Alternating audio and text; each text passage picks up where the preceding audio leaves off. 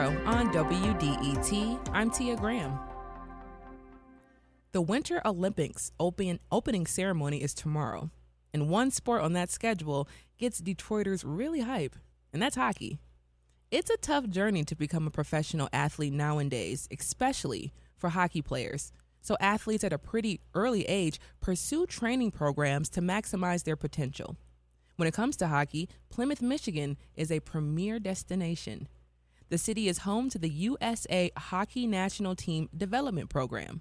Every year, players who spent years training there have gone on to represent the U.S. in the Men's World Championships, the Four Nations Face-Off, and the Olympic Games. And this year is no different.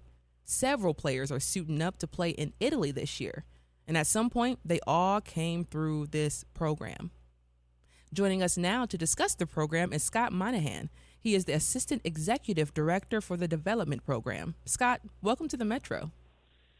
Hi, Tia. Pleasure to be here. Awesome. So this program started in 1996, Scott, in Ann Arbor. Can you discuss how and why the facility came to be? What was youth hockey and development like at the time? Well, USA Hockey really took off after the 1980 Olympics. As you probably know, we had a huge surge after that, the Miracle on Ice.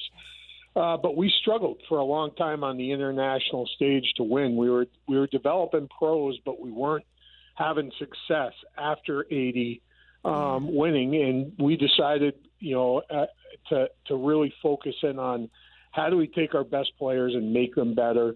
How do we have them bought in on trying to win on the international stage and represent the country?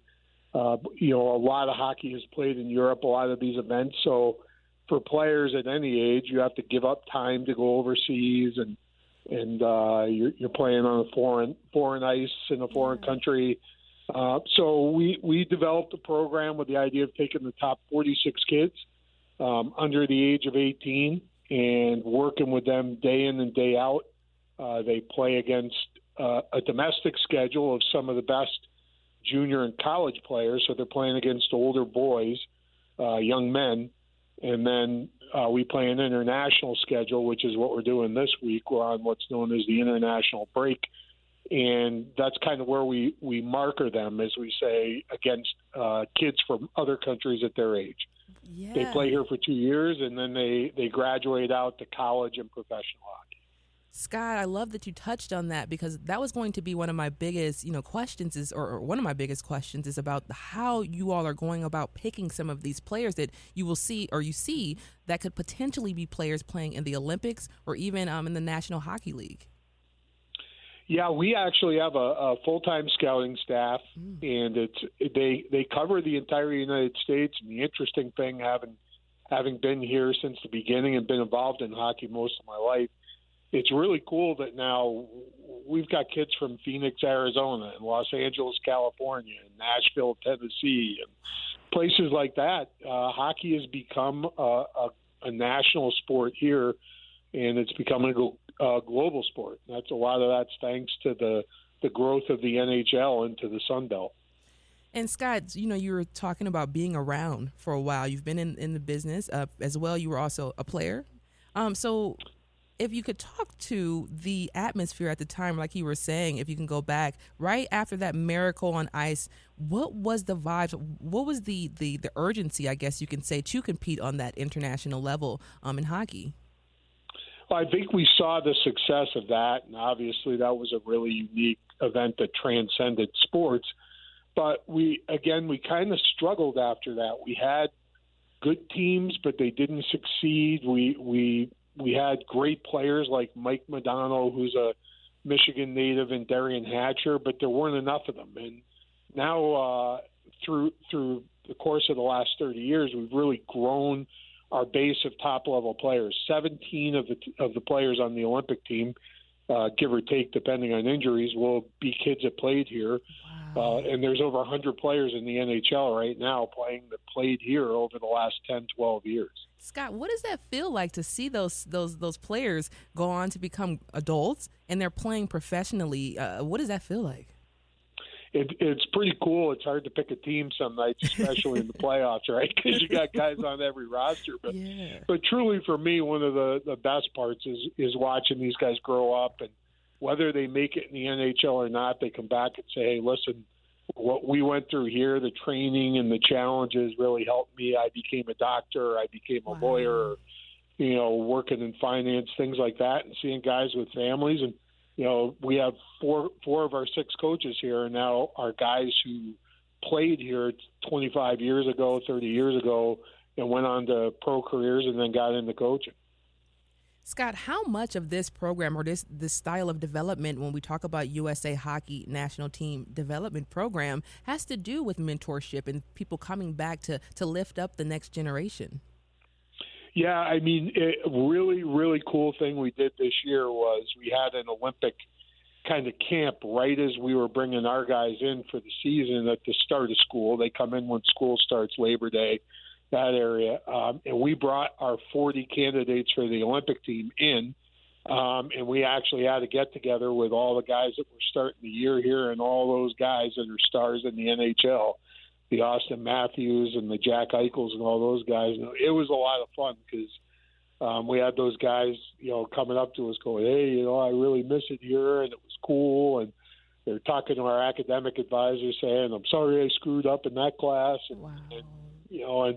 but thankful for everything that they went through, right? And what they learned from it. And then they all spent a ton of time with the kids that were here, and I think that just, as you said, right, mentoring, it sets the table and shows them here's where you can get to. Yeah.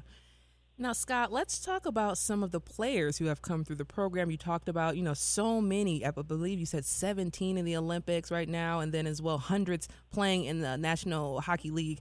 And I believe a few of the players on the current Olympic squad came through the program. Dylan Larkin, the Red Wing himself. Who are some other notable names?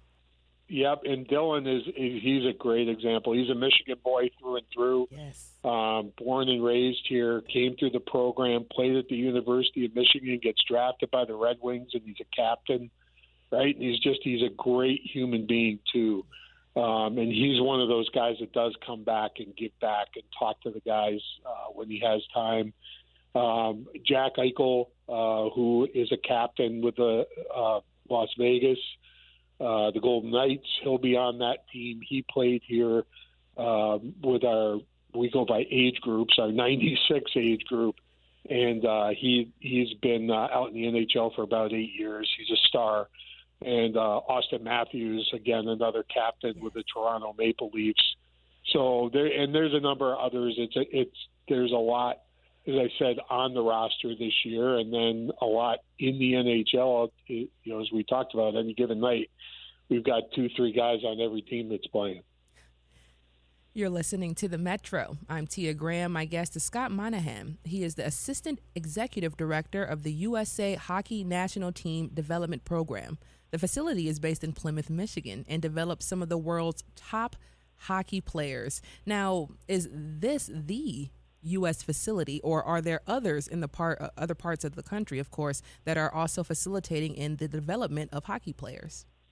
Well, every youth hockey program in the country is part of this, right? And the guys that become NHL players all start somewhere in the youth program with, playing games against other 7- and 8-year-olds. And the most important thing is what we're getting after the game from McDonald's or ice cream or whatever. And then they grow into who they are. But we have a huge district here in Michigan of, I believe, approximately 40,000 players between adults, youth boys, youth girls, and we have 13 of those districts around the country. So the guys come from everywhere, and they all start at kind of the same place. And for us, this is the only arena that the governing body owns. We purchased it 10 years ago. Mm-hmm. We felt like it was important for us to have a home for all of our national teams. And our women's national team is trained here, and they won a world championship in this building about 8 years ago. That Olympic team was here in September as well for training for 2 weeks. And our men's team, as we've said, has come through. Our men's junior team And we play a regular schedule with our guys out of here and sell tickets and put 1,500, 2,000 people in here a night for games. But we are one of a kind in terms of being owned by the governing body. The arena and rink business is all majority private ownership around the country. Certainly in Michigan, it's majority private ownership. There's a handful that are owned by towns and cities, but as you can imagine, it's an expensive business. Producing ice, keeping it up, the cost and all that. You have to find a way to pay the bills and make it profitable. Yes. And as I said in the intro, training has to be very intentional for these players to be successful. Mm-hmm. Is it fair to say that this has been trending like this for all sports that you at least have come in contact with? I think what we've always tried to do is be a little bit on the cutting edge with what we're doing, and stay ahead of what's going on in the world. And we try to take a lot from other sports as it comes along. Right, sports is a big business with a lot of different team and individual things. And what's kind of cool is if you're staying in touch with what's going on in other sports, you pick things up. I think one area that's really grown for us over the 30 years of the program is the off-ice development part, from both the training and the physical development to the sports science, how we recover people from injuries and get them back and make sure that they're healthy so they don't have relapses and things like that. Playing a contact sport, of course, you do get a lot more injuries than in some of the others. Yeah, thank you for explaining that. And Scott, developing talent that can succeed at the level that takes dedication, both from the parents, it takes dedication from the player themselves, of course, the staff. How does the development program assist on these fronts? How is it supporting, the players, but also supporting the players' support system?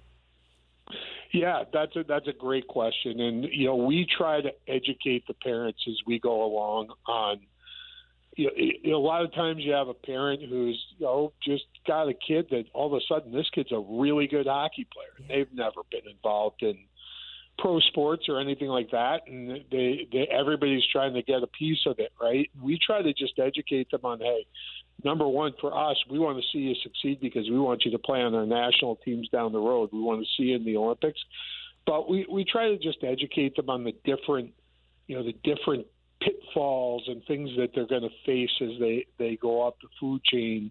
And we try to focus our guys on three things, which is you decide you want to be a hockey player, but life has to be in balance, and that balance includes three things: your academics, your social life, and your hockey. And we try to stress that with the parents too. And we find that kids that are succeeding have those things in balance. And it's just like life with all of us.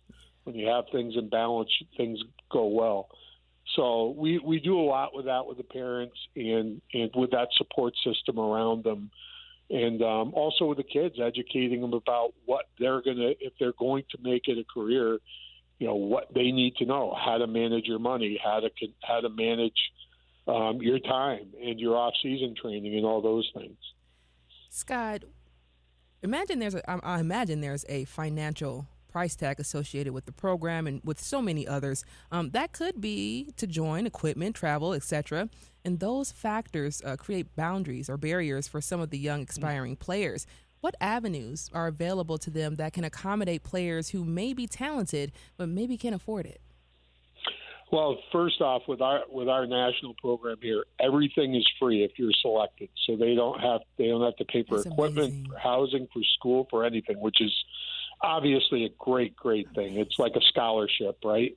But you brought up a great point that's been a challenge for hockey for 50 years as a sport, and beyond. It's a really expensive sport to play. Yeah. Ice is expensive. Equipment's expensive.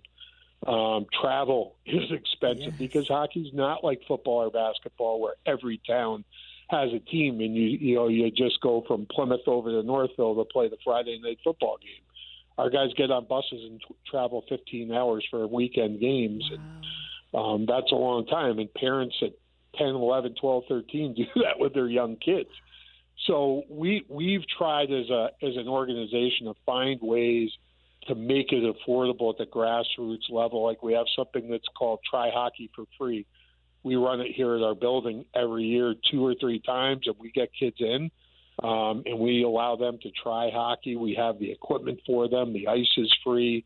Then we try to get them into a learn to skate, learn to play program that's affordable, and we have equipment buyback programs that the national governing body helps to sponsor and things like that to just try and make it affordable for kids to play. But it is an expensive sport, and frankly, all sports have gotten expensive to play at this point. Yes, they have. And Scott, before I let you go, what do you say to people who don't think this much commitment is necessary and that it's just a game? Well, I say make sure that you're committed.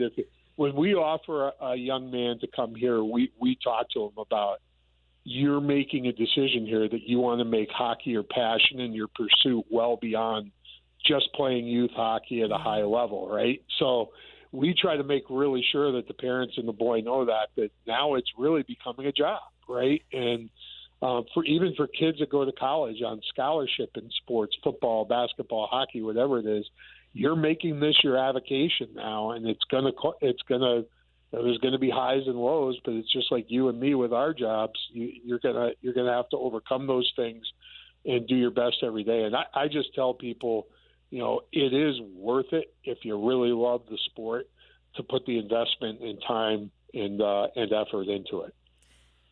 The opening ceremony for the Olympics is tomorrow. Winter Olympics is tomorrow. Are you excited to see some of your guys hit the ice?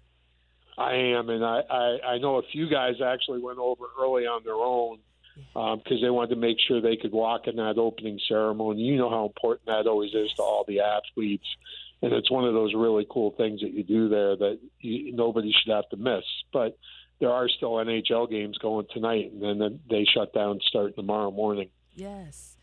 Scott, I want to say thank you so much for joining us. Scott Monaghan is the Assistant Executive Director of the USA Hockey National Team Development Program. The facility is based in Plymouth, Michigan, and the Winter Olympics opening ceremony is tomorrow. Scott, thank you so much once again for chatting with me. We learned so much today. Thank you, Tia. Appreciate it.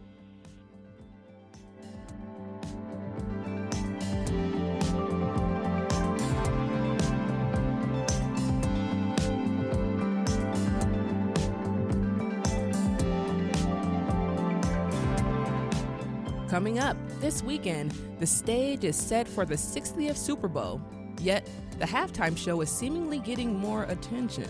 We'll talk more about Bad Bunny in this moment. Stay right there. We'll be right back. This is The Metro.